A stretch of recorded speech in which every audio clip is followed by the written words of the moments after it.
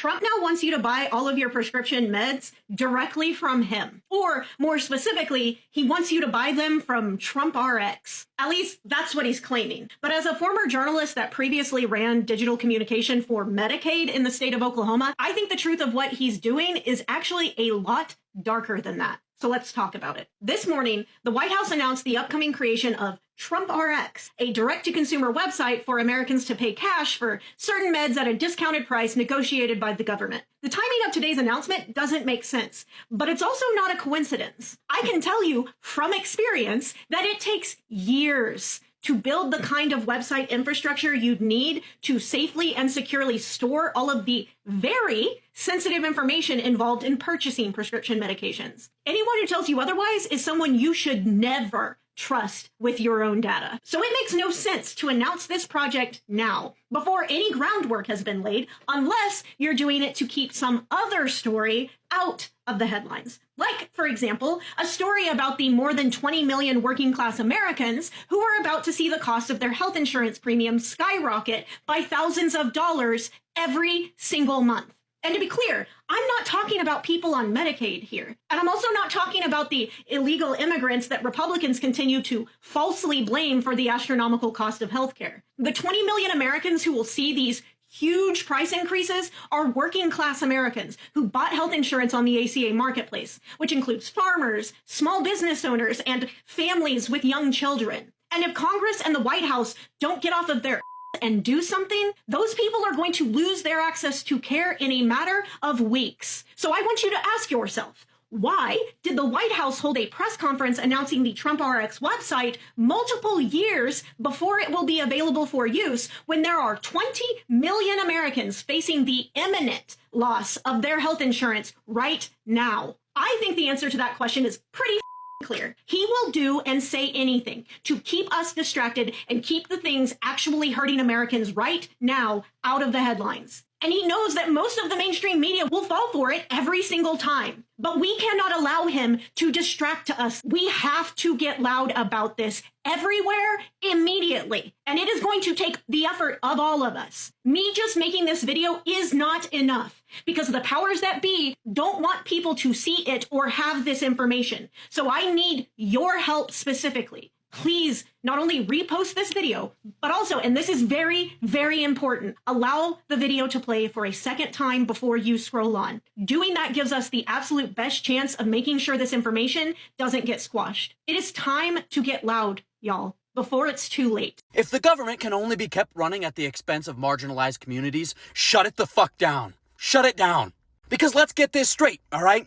If they shut it down, it's the fault of one group of people. And I'll give you a fucking hint. It's not the Democrats. Trump and his band of fanafilating fucking fascist feckless fucks are entirely responsible for this. And I know that they're threatening to fire a lot of people. But let me tell you something. When you give in to a bully, it never gets better. And it's not a fucking compromise to strip the healthcare rights off millions of Americans to keep the fucking government running. It's not. Because next time it'll be every state has to ban abortion or we'll shut the government down. Or it'll be every state has to give us a voting record of every citizen or we'll shut the government down. That's how this shit works. You have to grow a fucking spine. Besides, Trump has a history of threatening people with things and then every time they acquiesce, he does the fucking thing anyway. So if what it takes to make these motherfuckers realize that we're not playing around anymore is to shut the fucking government down, then fucking do it. He's a lame duck president at this point.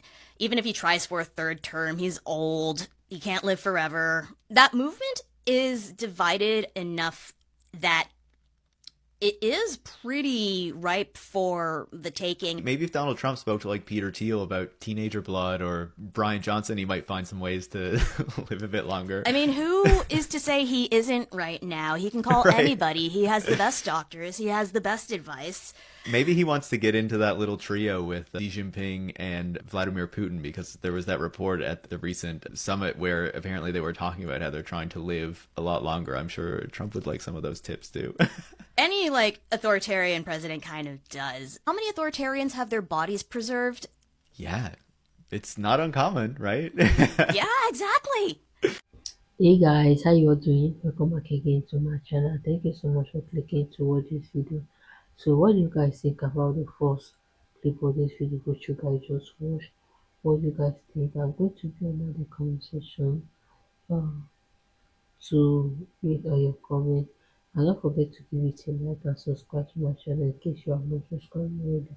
So guys, you watch them and share your thoughts about it in the comment section, and I will come back with my commentary.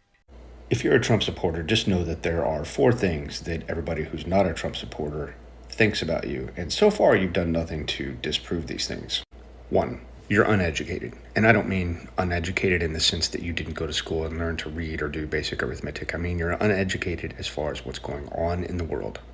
You got goggles on, only paying attention to what you want to pay attention to.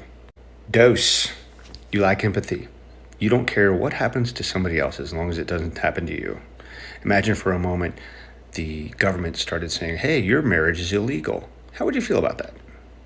How would you feel about that? But you don't care that it's happening to gay people as long as it doesn't happen to you. 3, you lack independent thinking skills, meaning you are incapable of forming your own thoughts, opinions, or viewpoints on things. You need pundit talking points from Fox News or whatever that other OAN. You need those people to tell you what to believe. You don't have the ability to look into those claims and maybe think something else. It's confirmation bias. You live in this bubble and you refuse to step outside of it. 4, and I think this is the most important one. I think this is the one you really need to work on if you have the ability, and that is critical thinking. Critical thinking is the ability to look at a situation and say to yourself, you know what, that's kind of fucked up. That's not right, and you can't do that. So I look forward to all the laughing emoji reactions to this video because the people that I just made these claims about don't have the ability to defend themselves. So they do so just with the laughing emoji. So fire away. If you live in the great state of Virginia, you might have seen this headline recently. Quote, 3 Virginia health clinics close as Trump tax law squeezes system. Residents of the rural Shenandoah Valley in Virginia are about to lose not 1, not 2, but 3 of their local healthcare centers. All 3 of those health centers are run by a hospital organization called Augusta Health. In a statement announcing these rural health clinic closures, Augusta Health said these closures are, quote, part of Augusta Health's ongoing response to the One Big Beautiful Bill Act and the resulting realities for healthcare delivery. In other words, if you live in rural Virginia and you're wondering why you no longer have access to your local health facility, you can thank President Trump and the Republican Congress for gutting funding for healthcare in their one and only major piece of legislation. The executive director of Virginia's Republican Party was asked about those cuts by our friends at CNN. He told them, this was his response, he told them that the closure of these 3 rural health centers in Virginia is, quote, a win for rural communities. Because now residents in those rural communities will be able to get more consistent service elsewhere, meaning not where they live. Sure, why not? Nothing says winning like losing access to the only health clinic around for miles in your rural community.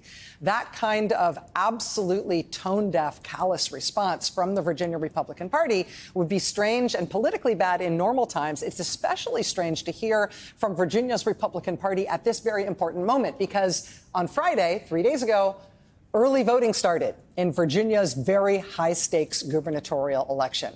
Right now, Republicans control the governor's mansion in Virginia. Recent polls show the Democratic candidate for governor, Abigail Spanberger, is leading her Republican opponent by as much as 12 points.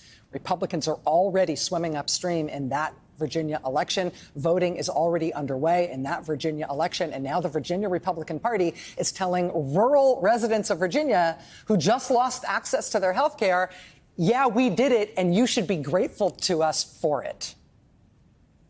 Election day is 6 weeks from tomorrow in Virginia. Watch this space.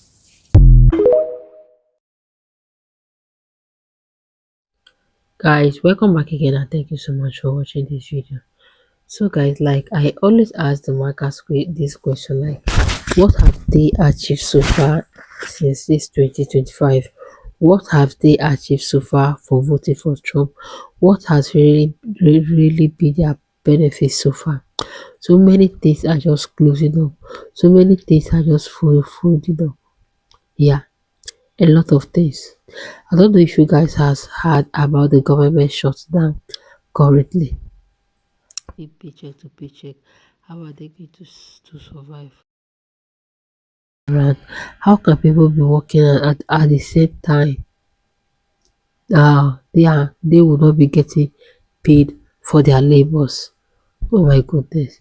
I can't believe that this is actually what you guys voted. But you guys are not beginning to see the negative impact of your vote. Yeah. So guys, what do you think about this video? Please don't forget to give it a like and subscribe if you haven't subscribed already.